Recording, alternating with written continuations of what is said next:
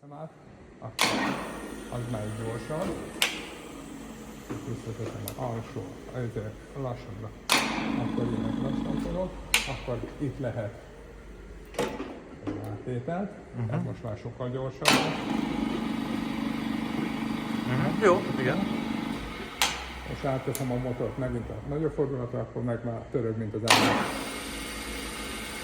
Ezen kívül még hogy is van ez már? Nem, Marós egyébként szeretném készíteni. Ja, igen, itt égszításával lehet fordulatokat váltani.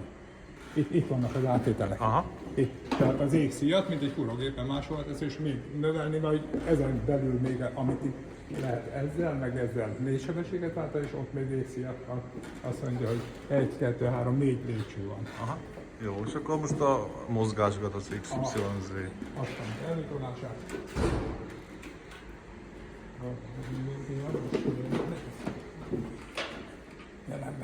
Ilyenkor, hogyha nem veszi be azért, akkor kell a motoron, előtolás motoron egy kicsit váltani.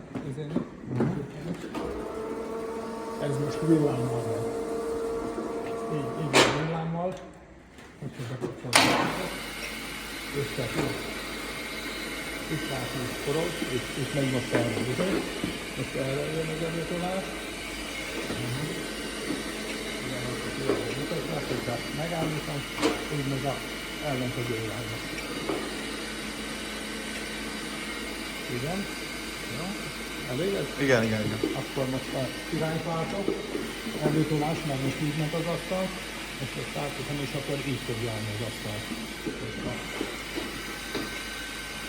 Megint megvettem.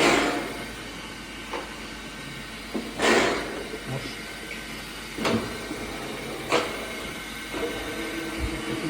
kilomban az innen. Aztán nem csak irányban megmaradtam is nem. Z-ben? Vagyis? Illetve nincs idő előtolás. Aha. Ez csak kézzel megy. Villámban lehet fölfelé ülni.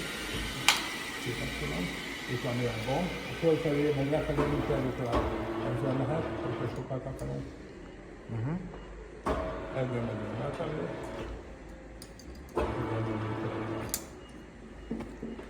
És a finoman persze fogás lenni, meg minden így kézzel így.